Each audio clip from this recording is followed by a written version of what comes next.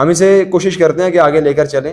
جو لفظ ہے پولیٹکس، آپ لوگوں نے سنا ہوگا امام السیاسہ کے نام سے ایک انسان کا نام، کہ یہ سیاست کے امام جو ہیں وہ ارسطو صاحب. ارسطو کو سیاست کا امام کہا جاتا ہے کیونکہ اس کی کتاب ہے کتاب السیاسیات، پولیٹکس کے اوپر جو پہلی مرتب کتاب ہمارے سامنے آتی ہے وہ ارسطو کی کتاب ہی آتی ہے. لیکن وہ ایک فکری حوالے سے ہمارے سامنے آتی ہے، اس طریقے سے کوئی تجربی سیاست نہیں آتی ہے ہمارے سامنے. لیکن سب سے پہلی جو کتاب آتی ہے وہ ارسطو کی کتاب آتی ہے. یہ لفظ پولیٹکس پولس سے نکلا ہوا ہے، جس کے معنی ہے حکومتی تنظیم کے یا اجتماعی معاملات کے اوپر نظم و نسق کے. اس کے معنی یہ لیے جاتے ہیں. آپ دیکھیں گے کہ جو لفظ پولیٹکس ہے، سیاست ٹھیک اس کا ترجمہ نہیں ہے. سیاست اسلام کے اندر کوئی اس سے بڑی چیز ہے. سیاست عربی کا لفظ ہے اور یہ جو پولیٹکس لفظ ابھی آپ سن رہے ہیں یہ انگلش کا لفظ ہے. ان دونوں میں بہت بڑا فرق ہے، اور سیاست اپنے مفہوم میں، اپنے معنی میں ایک بہت بڑی چیز ہے عرب کے ہاں اور اسلام کے ہاں، اور اس کا جو تصور ہمارے ہاں پایا جاتا ہے. آپ جس مرضی کو اٹھا کر دیکھ لیجئے، جان لاک کو پڑھیے، اس کے علاوہ روسو کو پڑھیے، والٹیئر کو پڑھیے، یہ بڑے بڑے سیاست دان اور ان کے سوشل کانٹریکٹ کی تھیوری پیش کرنے والے، ان کی پالیٹکس کی تھیوری پیش کرنے والے. اس کے علاوہ آپ میکاولی کو پڑھ لیجئے جس نے دی پرنس کتاب لکھی.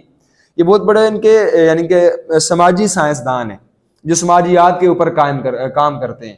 ان کے نزدیک سیاست اس چیز کا نام ہے کہ جو اجتماعی امور ہیں ان کی تنظیم کی جائے، ان کی تنسیق کی جائے، ان کو روبہ عمل کیا جائے.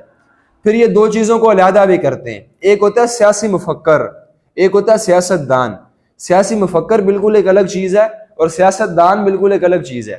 وہ اس میں فرق کرتے ہیں کہ سیاسی مفکر بالکل آئیڈیلزم کو اپنے سامنے رکھ کر سوچتا ہے، خیالی چیزوں کو اپنے سامنے رکھ کر سوچتا ہے. اسے وہ یوٹوپین بھی کہتے ہیں کہ اس کی جنت تو خیالی جنت ہوتی ہے، اور وہ جو چیزیں اپنے سامنے رکھتا ہے وہ گراؤنڈ ریالٹیز کے عین مطابق نہیں ہوتی.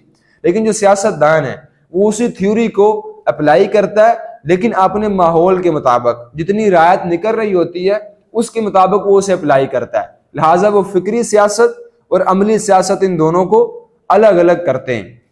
ہم انسان کو دیکھیں گے، انسان کے اجتماعی معاملات کو دیکھیں گے، اور اس کے بعد ہم پھر آئیں گے کہ کیا اس کو اسلام کے اندر ہونا بھی چاہیے یا نہیں، اور پھر جا کر ہم نصوص لیں گے، قرآن پاک سے نصوص لیں گے. ظاہری بات ہے نصوص ہے نا، آپ تو فقہ کے اسٹوڈنٹ ہیں تو نصوص تو آپ کے لیے لازمی چیز ہے.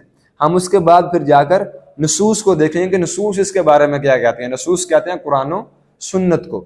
ہم پھر قرآن و سنت کو اس کے حوالے سے جا کر دیکھیں گے.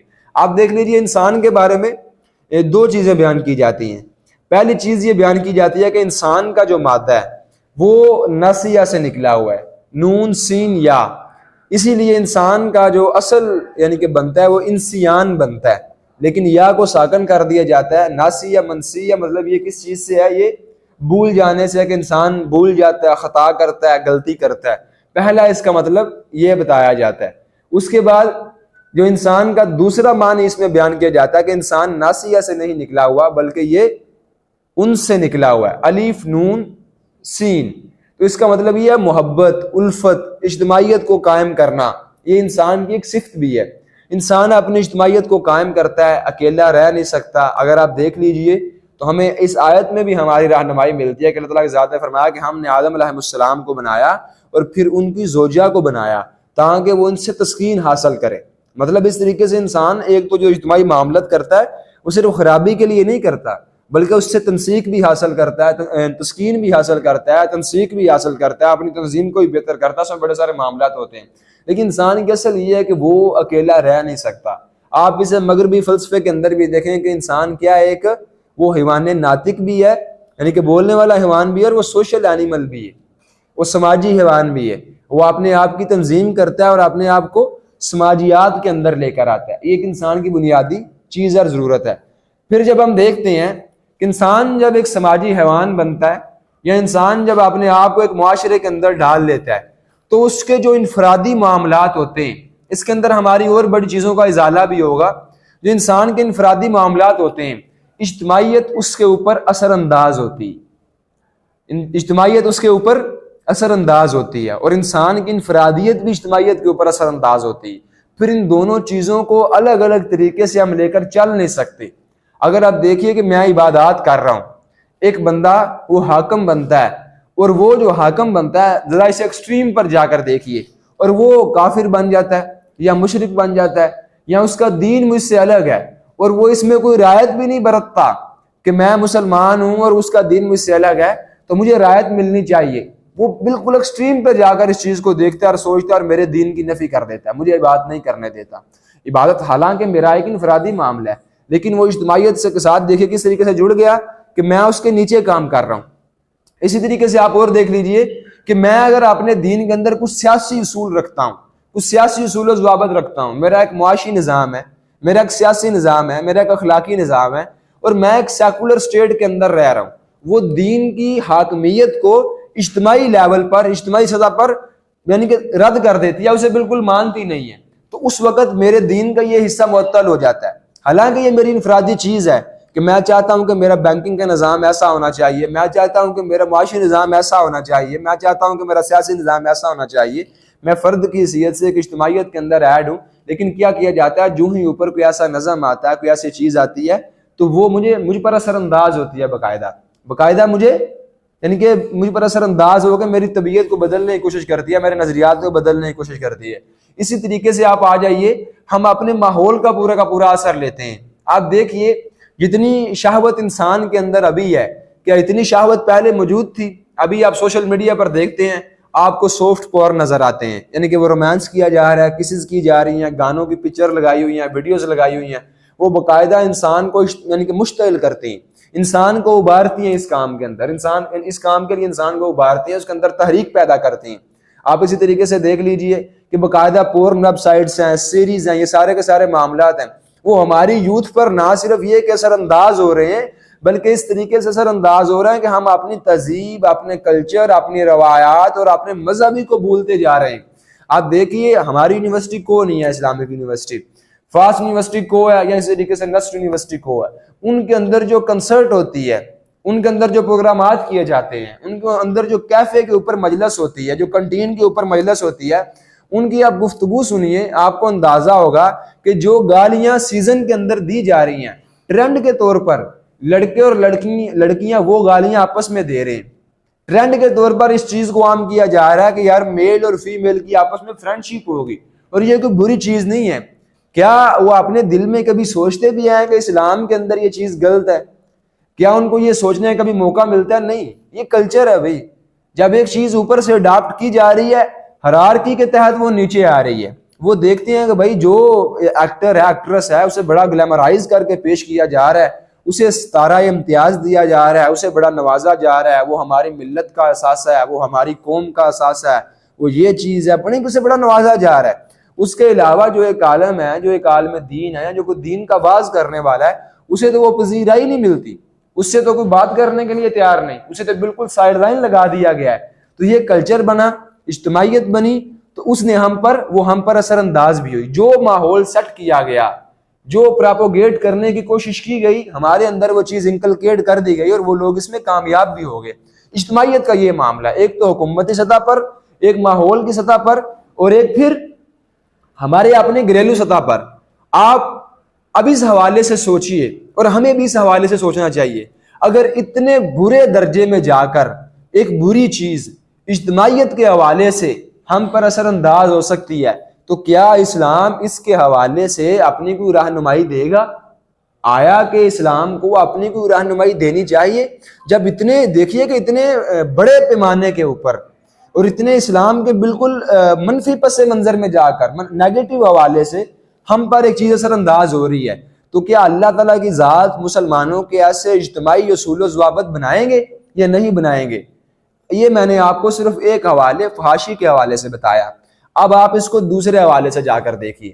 ابھی ہماری امینڈمنٹ کی گئی ہے، یہ ترمیم کی گئی ہے، 26ویں آئینی ترمیم کی گئی ہے، آئینی رہنے دیجیے اسے، 26ویں آئینی ترمیم کی گئی ہے۔ اب اس کے اندر آپ نے یہ چیزیں دیکھی ہیں، اس کے بارے میں رپورٹس شائع کی جا رہی ہیں، اس کے بارے میں یہ بیانات آ رہے ہیں کہ لوگوں کی یعنی کہ باقاعدہ عورتوں کو اٹھا لیا گیا۔ آپ آگے سنتے ہوں گے کہ کوئی بھی سیاستدان و باہر احتجاج کرنے کے لیے، میں کسی کے نظریے کا حامی نہیں ہوں یا میں کسی کے نظریے کا مخالف نہیں ہوں، اگرچہ میں اپنی سطح پر ہوں، لیکن میں آپ کے سامنے اس کا پرچار نہیں کر رہا، میں اس کا پرچارک نہیں ہوں آپ کے سامنے، لیکن میں آپ سے یہ سوال کر رہا ہوں اور آپ کے سامنے یہ چیز رکھ رہا ہوں کہ اگر ایک بندہ جمہوریت کے اندر، ڈیموکریسی کے اندر آپ کے نظریے کی مخالفت کرتا ہے، اور اگر آپ کے اندر خدا ترسی نہیں ہے، اگر آپ کے اندر ذرا بھی خدا ترسی کا ملکہ نہیں ہے، شعور نہیں ہے، آپ کے اندر ایمانداری نہیں ہے، انسانیت نہیں ہے، رحم نہیں ہے، تو آپ اپنی اس جاگیرداری کو منوانے کے لیے، اپنی اس حاکمیت کو منوانے کے لیے، اپنی اس ترمیم کو پاس کروانے کے لیے اربوں روپے بھی لگاتے ہیں، اور جو بندہ اربوں روپے کے عوض نہیں مانتا آپ ان کی عورتوں کو بھی اٹھا لیتے ہیں۔ اس سے پہلے دیکھیے لوگ باہر نکل کے آپ کے خلاف احتجاج کرتے ہیں تو آپ انہیں بھی اٹھا لیتے ہیں، آپ ان کی عورتوں کو اٹھا لیتے ہیں، اور باقاعدہ کہتے ہیں اگر بھائی آپ نے یہ کام نہ کیا، اب اندازہ کیجیے کہ اگر اسلامی سیاسی اصول نہیں اپنائے جا رہے یا کوئی بھی سیاسی اصول نہیں اپنائے جا رہے تو کیا معاملہ ہو گیا ہے کہ انسان کا گھر محفوظ نہیں رہا۔ میں انفرادی ایک فرد ہوں، میرا ایک نظریہ تھا، میں نے اس نظریے کے مطابق اپوز کیا حکومت کو، میں نے اپوز کیا تو مجھے کس طریقے سے ٹارچر کیا جا رہا ہے، مجھے کس طریقے سے تنگ کیا جا رہا ہے۔ بھئی اگر میں کوئی چیز غلط کر رہا ہوں، آئین کے خلاف کر رہا ہوں، تو حکومت میرے خلاف چارج کرے نا۔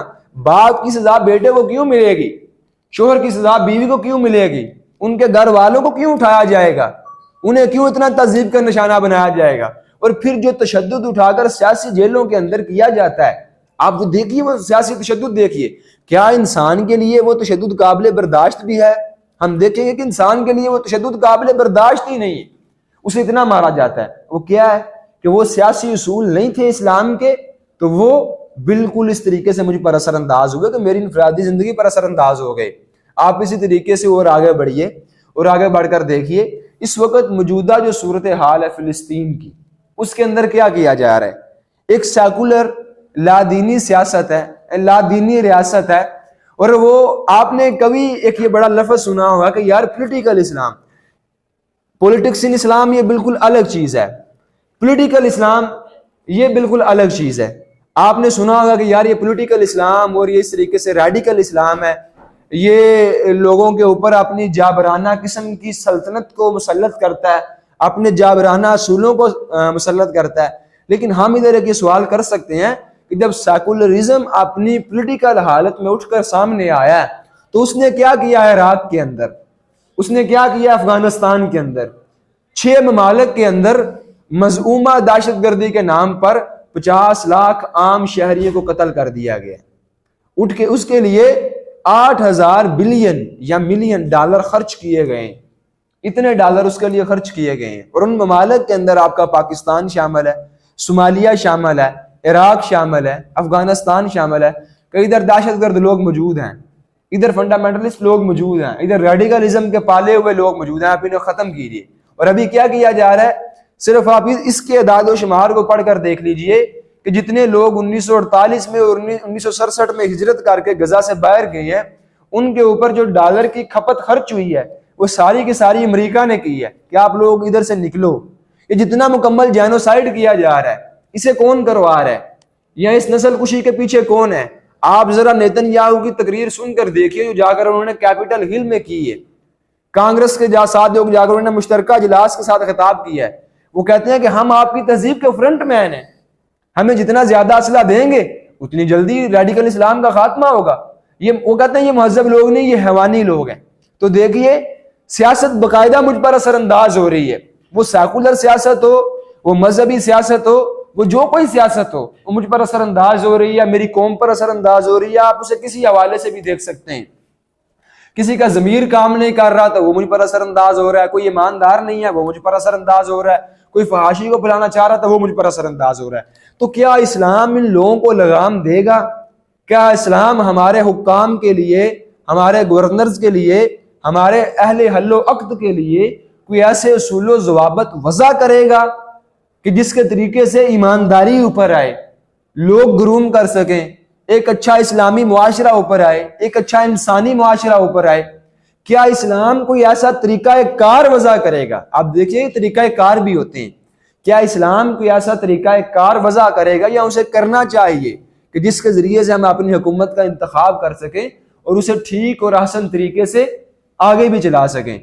تو ہم دیکھتے ہیں ان سارے معاملات میں اسلام ہماری رہنمائی کرتا ہے اور ہمارے لیے عمومی اصول وضع کرتا ہے، ان عمومی اصولوں کے مطابق ہمارے فقہا، ہمارے اصولیین، ہمارے سیاسی مفکر پھر ہمارا پورا کا پورا سیاسی ڈھانچہ بناتے ہیں۔ اس سیاسی ڈھانچے کے اندر یہ پھر ساری کی ساری چیزیں آتی ہیں۔ یہ ہمارے نزدیک یہ چیزیں رہنی چاہیے کہ سیاست اسلام کے اندر ایک بہت بڑی چیز ہے اور اسے لازماً ہونا چاہیے۔ ہم اس کے بعد اپنی اس گفتگو کے بعد سیاست کے مفہوم پر آتے ہیں کہ سیاست کا مفہوم کیا ہے۔ آپ نے سنا ہوگا کہ سیاست کا مطلب یہ ہے کہ فساد، سیاست کا مطلب یہ ہے کہ آپ لوگ جھوٹ بولیں، آپ سیاست دان ہو گئے ہیں تو جھوٹ تو آپ کا پہلا فرض ہے، پراپوگنڈا آپ کا پہلا فرض ہے، یہ لوگوں کو اٹھانا، ادھر سے ادھر کرنا، ادھر سے ادھر کرنا، یہ آپ کا پہلا فرض ہے۔ اگلے بندے کی ذات کو گرانا، اس کی شخصیت کو معطل کر کے رکھ دینا، یہ تو بھائی ہمارے بنیادی اور اولین فرائض کے اندر آتا ہے۔ پھر لوگوں کو مس پراپوگیٹ کرنا، کچھ ایسے ایجنڈے لانچ کرنا کہ جس کے ذریعے سے عوام کو لگے کہ ہم کام کر رہے ہیں لیکن وہ کام نہیں کر رہے، یہ ساری کی ساری چیزیں، یہ ہم نے سنا ہوا کہ سیاست کے اندر یہ ساری کی ساری چیزیں آتی ہیں۔ لیکن عربی کے اندر سیاست کا مطلب ہے بنانا اور سنوارنا۔ عربی کے اندر جو سیاست ہے اس کا مطلب کیا ہے کہ بنانا اور سنوارنا۔ وہ بالکل اس تصور سے الگ ہے جو ہم نے ابھی رائج کر دیا ہے۔ اس کے اندر بنانا آتا ہے اور سنوارنا آتا ہے۔ اسلام کے اندر سیاست ہر شعبے میں ہوتی ہے، یعنی کہ ہم بناتے اور سنوارتے ہیں اپنی حکومت کو، تو اسے کہتے ہیں ہماری حکومت کی سیاست۔ ہم کیا کرتے ہیں؟ اپنے خاندان کو بناتے اور سنوارتے ہیں، تو اسے کہتے ہیں خاندان کی سیاست۔ ہم اپنے نفس کو بناتے اور سنوارتے ہیں، اسے کہا جاتا ہے کہ نفس کی سیاست، اسے کہا جاتا ہے نفس کی سیاست۔ اس کے علاوہ ہم اپنے گھر کو، ان ساری چیزوں کو بناتے اور سنوارتے ہیں، تو یہ ساری کی ساری چیزیں ترتیب میں آتی ہیں، سنوارنے میں آتی ہیں، بنانے میں آتی ہیں۔ آپ صلی اللہ علیہ وسلم کی حدیث ایک ہمیں ملتی ہے، وہ حدیث یہ ہے کہ بنی اسرائیل کے جو لوگ انبیاء تھے وہ بنی اسرائیل کی سیاست کیا کرتے تھے، ان کے معاملات کو بناتے تھے، ان کے معاملات کو سنوارتے تھے۔ اس حدیث کی آپ شرح میں جائیں تو جب بھی فساد برپا ہوتا تھا تو اس حدیث کی شرح میں یہی لکھا جاتا ہے تو انبیاء علیہ السلام کو نازل کیا جاتا تھا، انہیں مبعوث کیا جاتا تھا اور اس کے ذریعے سے تنظیم کی جاتی تھی، تنسیق کی جاتی تھی، لوگوں کو ایک محور کے نیچے اکٹھا کیا جاتا تھا، لوگوں کو ایک مرکز کے نیچے اکٹھا کیا جاتا تھا اور اس طریقے سے ان کے فساد کو رفع کیا جاتا تھا، اسلامی اصولوں کا نفاذ کیا جاتا تھا، یہ سارے معاملات کیے جاتے تھے۔ اس کے بعد آپ کی ذات نے فرمایا کہ میں آخری نبی ہوں، میں خاتم النبیین ہوں، میرے بعد کوئی نبی نہیں آئے گا، لہٰذا میرے بعد میرے جانشین ہوں گے، میرے بعد میرے خلفاء ہوں گے، وہ سیاست کو آگے چلائیں گے، وہ سیاست کو آگے لے کر چلیں گے۔ تو یہ ہمیں سیاست کی ایک نص ملتی ہے حدیث کے اندر سے، یہ صحیح بخاری کی حدیث ہے، ہمیں یہ حدیث کی نص ملتی ہے کہ سیاست ہمارے پیچھے انبیاء بھی کرتے رہے ہیں، ہمارے نبی علیہ السلام نے بھی کیا، اور اس کے بعد آپ صلی اللہ علیہ وسلم کے خلفاء بھی کریں گے۔ اب اس میں یہ سوال بعد میں آتا ہے، اب اس کے اندر یہ سوال بعد میں آتا ہے کہ ہمارے وہ سیاست کا طریقہ کار کیا ہوگا، یا ہمارے جو لوگ سیاست کرتے رہے ہیں ان کی شرعی حیثیت کیا تھی، یا وہ شریعت سے کتنا دور چلے گئے۔ لیکن سیاست کا تصور اسلام کے اندر پایا جاتا ہے۔ پھر آپ آ جائیے ہمارے جو جمہوری طریقہ، مطلب جمہوری کہہ رہا ہوں، جو ہمارا سیاسی نظم و نسق بنے گا، اس کے بارے میں کیا طریقہ کار ہمیں ملتا ہے۔ تو وہ امرہم شورا بینہم کا ہمیں ایک اصول ملتا ہے کہ ہم کیا کریں گے، اپنے جتنے بھی معاملات ہیں وہ مشاورت کے ساتھ طے کریں گے۔ یہ نہیں ہے کوئی ایک بندہ جابرانہ طریقے سے، آمرانہ طریقے سے آ کر لوگوں کے اوپر مسلط ہو جائے گا، بلکہ اس کو مشورے کے ذریعے سے، مشاورت کے طریقے سے معاملات کو چلایا بھی ایسا جائے گا اور منوایا بھی ایسے جائے گا۔ پھر آپ دیکھ لیجئے ہمارے سامنے سورہ حج کی آیت آتی ہے۔ سورہ حج میں یہ آیت آتی ہے کہ اگر ہم انہیں زمین کے اندر اقتدار بخشیں، اگر ہمیں زمین کے اندر استخلاف بخشیں تو یہ لوگ کیا کریں گے، صلاۃ کی اقامت کریں گے اور زکوٰۃ کو ادا کرنے کا جو فریضہ ہے اسے بحال کریں گے۔ یہ دونوں کام یہ والے مسلمان کریں گے۔ اس کے بعد ہمارے سامنے ایک سورہ نساء کی آیت آتی ہے۔ آپ نے ایک کتاب پڑھی ہوگی سیاست الشریعہ، یہ امام ابن تیمیہ رحمہ اللہ کی کتاب ہے، شیخ الاسلام امام ابن تیمیہ کی کتاب ہے۔ یہ کتاب ساری کی ساری صرف ایک آیت کے اوپر گھوم رہی ہے، جس کے دو پہلو ہیں۔ پہلا پہلو یہ ہے کہ آپ لوگ کیا کیجئے، جو اپنی ایمانتیں ہیں وہ اہل ایمانت کے سپرد کیجئے، جو ایماندار لوگ ہیں۔ سورہ نساء کی آیت کے اندر اس کا جو حوالہ دیا جا رہا ہے اس میں یہ بتایا جا رہا ہے کہ آپ اپنی ایمانتوں کو اہل امانت کے سپرد کیجئے، اس کے علاوہ آپ کسی اور کو یہ ایمانتیں نہ سونپیے۔ اور دوسرا اس کا پہلو کیا ہے کہ آپ لوگوں کو جب لوگوں کے اندر حکومت کرنے کا موقع ملے، مسلمانوں کو جب حکومت کرنے کا موقع ملے تو آپ عدل کے ساتھ حکومت کیجیے۔ انہی دونوں پہلوؤں کے اوپر وہ ساری کی ساری کتاب گھوم رہی ہے۔ اس کتاب کو اس حوالے سے بڑا گہری نظر کے ساتھ پڑھنا چاہیے، کیونکہ امام ابن تیمیہ ہمارے ایک تاریخ کے بہت بڑے سکالر بھی ہیں، بہت بڑے عالم دین بھی ہیں، اور انہیں امام کا مقام حاصل ہے۔ تو ان کی یہ کتاب اس حوالے سے بڑی گہری اور بڑی دقیق کتاب ہے، اس حوالے سے ہمیں یہ لازماً پڑھنی چاہیے۔ یہ آیت بھی ہمارے سامنے آتی ہے جس کے اندر ہمیں پتہ چلتا ہے کہ بھئی ہم نے کیا کرنا ہے، کہ اپنی سیاست کی نہ یہ کہ تنظیم و تنسیق کرنی ہے، اسے بہتر کرنا ہے، بلکہ اسے مشاورت کے ذریعے سے آگے لے کر چلنا ہے، اور ہم نے اسے عین اسلامی اصولوں کے مطابق آگے لے کر چلنا ہے۔ پھر آگے آپ آ جائیے، سورہ مائدہ کی آیات آپ کے سامنے آئیں گی۔ سورہ مائدہ میں یہ چیزیں ہوں گی کہ جو لوگ اللہ کی اتاری ہوئی شریعت کے مطابق فیصلے نہیں کرتے، یہ لوگ فاسق ہیں، یہ لوگ کافر ہیں، یہ لوگ ظالم ہیں۔ یعنی کہ اللہ تعالیٰ کی ذات نے اپنے شرعی اصول اتارے، اپنے شرعی قانون اتارے، وہ لوگوں کے اوپر ان کا نفاذ کیا جائے گا، انہیں نافذ کیا جائے گا۔ اللہ کی سزاؤں کو معطل نہیں کیا جائے گا، اللہ کے اصلاحی پروگرام کو معطل نہیں کیا جائے گا، اسے آپ چھوڑ کر دوسری طرف نہیں رکھ دیں گے۔ ان سارے معاملات کو مسلمانوں کو لے کر آگے چلنا پڑے گا۔ میں نے امپورٹنس آپ کو بتائی، وہ پیچھے میں نے جو فساد ابھی برپا ہے آپ کو سامنے رکھ کر بتایا کہ ابھی جو فساد برپا ہے، اور پہلے بھی یہ فساد برپا تھا، اسے خدا ترسی ہی دور کر سکتی ہے، اسے توحید کے قانون ہی دور کر سکتے ہیں، اسے شرک کی مخالفت ہی دور کر سکتی ہے، اسے اللہ کو اپنا سب کچھ ماننا ہی دور کر سکتا ہے، اسلام کو اپنی حاکمیت سونپنا ہی قبول کر سکتا ہے۔ یہ بڑی چیزیں ہیں۔ باقی یہ سوالات تو بڑے بعد میں آتے ہیں، یہ سوالات تو بڑے بعد میں آتے ہیں کہ بھئی قانون کون بنائے گا، قانون کون چلائے گا، قانون کس بنیاد پر بنایا جائے گا۔ یہ سوال بھی کبھی ان جو لادین قانون دان ہیں ان سے پوچھے جائیں تو اپنی منہ میں انگلی ڈال لیں کہ قانون کون بنائے گا، کون چلائے گا، کیونکہ آئے دن کا قانون بدلا ہوتا ہے، آئے دن ان کے مرکز بدلے ہوتے ہیں، ان کے سورس آف نالج بدلے ہوتے ہیں، یہ ساری چیزیں ان کی بدلی ہوتی ہیں۔ تو خیر سیاست کوئی ایسی بری چیز نہیں ہے کہ اگر آپ اس کے اندر جائیں گے یا کوئی عالم دین اس کے اندر جائے گا تو وہ یعنی کہ مطلب یہ ہے کہ وہ گند کے اندر چلا گیا، بلکہ آپ سیاست کے اندر جا کر اسے بڑے اچھے طریقے سے لے کر آگے بھی چل سکتے ہیں۔ بلکہ میں آپ کے سامنے ایک بڑا دلچسپ مکالمہ بھی رکھتا ہوں۔ جب جنرل ایوب تھے تو جنرل ایوب نے مولانا مودودی سیاست کے اندر آئے، اور مولانا مودودی نے سیاسی کام شروع کیا، اپنی تحریک بنائی یا اپنی جماعت بنائی، تو جنرل ایوب نے کہا کہ مولانا آپ تو بڑے یعنی کہ واعظ ہیں، بڑے دیندار ہیں، آپ یعنی کہ اس طریقے سے مفسر مفکر، اور آپ کیا سیاست کے اندر اپنا دامن گندا کرنے کے لیے آگے ہیں؟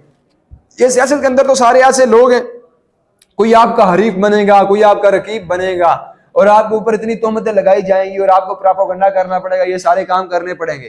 تو مولانا نے کہا کہ میں سیاست کو صاف کرنے کے لیے آیا ہوں، کوئی بندہ سیاست کو صاف کرنے کے لیے بھی ہونا چاہیے۔ ہم اس گند کو صاف کرنے، جو آپ کہہ رہے ہیں نا سیاسی گند موجود ہے، ہم اس سیاسی گند کو صاف کرنے کے لیے آئے ہیں، اسے صاف بھی کرنا چاہیے۔ ہاں یہ سوال تو ہمارے اوپر ہے کہ وہ کتنا کامیاب ہوئے سیاسی گند کو یعنی کہ صاف کرنے میں، یا کتنا کامیاب نہیں ہوئے، یہ بہرحال اپنی ذات کے اندر ایک سوال پایا جاتا ہے۔ لیکن انہوں نے یہ کہا کہ بھائی ہمیں سیاست کے اس گند کو صاف کرنا چاہیے۔ کیا جتنے اچھے لوگ ہیں وہ سیاست سے دور رہیں گے؟ کیا وہ اسلام کے اس حکم کو معطل کر دیں گے؟ کیا وہ اتنے بڑے فساد کے باوجود بھی اصلاح کرنے کے لیے آگے نہیں بڑھیں گے؟ ابن کثیر ایک قول لے کر آئے ہیں کہ جو چیزیں قرآن کے ذریعے سے اللہ تعالیٰ کی ذات مطلب ان کی حفاظت نہیں کرتے، ان کی پھر حکومت کے ذریعے سے حفاظت کی جاتی ہے۔ یعنی کہ ابن کثیر یہ قول لے کر آئے ہیں کہ جن چیزوں کی حفاظت قرآن پاک کے ذریعے سے نہیں ہوتی، ان کی حفاظت پھر کس کے ذریعے سے کی جاتی ہے؟ وہ حکومت کے ذریعے سے کی جاتی ہے۔ اور ویسے بھی حکومت اور شریعت یہ دونوں چیزیں جڑی ہوئی ہیں، آپس میں بالکل متصل ہیں۔ دونوں میں سے ایک بھی گر جائے گی دوسری گر جائے گی۔ شریعت گری تو آپ کی جتنی حکومت ہے وہ ساری فساد کا شکار ہو جائے گی۔ کوئی بندہ دکھائے ایک صرف ایسی ریاست دکھا دے کہ جو اسلام کے اصولوں سے ہٹی ہوئی ہے، چاہے وہ مسلمانوں کی ریاست ہے یا لا دینوں کی ریاست ہے یا کسی اور مذہب کی ریاست ہے، وہ اسلامی اصولوں سے ہٹی ہوئی ہے اور وہ ٹھیک چل رہی ہے، کوئی ایک دکھائیے۔ امریکہ کا نام لیں گے تو غزہ اس کے منہ پر ایک لعنت کی طرح ہے، روس کا نام لیں گے تو افغانستان اس کے منہ پر ایک لعنت کی طرح ہے، برطانیہ کا نام لیں گے تو خود ہمیں دیکھ لیجئے ہمارے ساتھ کیا کیا گیا، آپ ششی تھرور کی کتاب پڑھ کر دیکھ لیجئے کیا کیا گیا، آپ اٹھا کر دیکھیے ان سب لوگوں کو، ان سب مفکرین کو، آپ کو پتا چل جائے گا کہ کوئی بھی ریاست و سیاست جب وہ اسلامی اصولوں سے ہٹتی ہے تو پھر وہ بڑا فساد کرتی ہے۔ اگر آپ نے مذہب کے نام پر دیکھنا ہے تو یزید کو دیکھ لیجئے، آپ نے موجودہ حکمرانوں کو دیکھ لیجئے، موجودہ کیا چیزیں کی جا رہی ہیں۔ آپ کے سامنے کن چیزوں کو پیش کیا جا رہا ہے, کون سے پروجیکٹ لانچ کیے جا رہے ہیں, یہ ساری کی ساری چیزیں آپ دیکھ لیجیے. تو سیاست کی اسلام کے اندر نہ صرف اہمیت ہے, میں ابن قیم کا آپ کے سامنے ایک قول رکھتا ہوں. ابن قیم رحمہ اللہ اپنی کتاب اعلام الموقعین میں, اور اس کے علاوہ دوسری ان کی کتاب, اب میں اس کا نام بول رہا ہوں, اپنی اس کتاب کے اندر وہ بتاتے ہیں کہ سیاست جو یعنی کہ جو عدل کی سیاست ہے وہ نہ صرف یہ کہ اسلام کے مخالف ہے, بلکہ اس کے بالکل مخالف وہ اسلام کا حصہ ہے, اور اگر وہ شرع کے مطابق ہو تو یہ سیاست اور یہ ریاست عین شریعت بن جاتی ہے. اگر وہ شرع کے مطابق ہو یہ عدل کی سیاست تو یہ عین اس شریعت کا حصہ بن جاتی ہے. ابن خلدون بہت بڑے سیاسی مفکر ہیں, وہ اپنی کتاب اپنے مقدمہ ابن خلدون کے اندر یہ چیز بیان کرتے ہیں کہ سیاست دو قسم کی ہوتی ہے, ایک سیاست عقلیہ اور دوسری سیاست شرعیہ. یہ دو قسم کی سیاست ہوا کرتی ہے.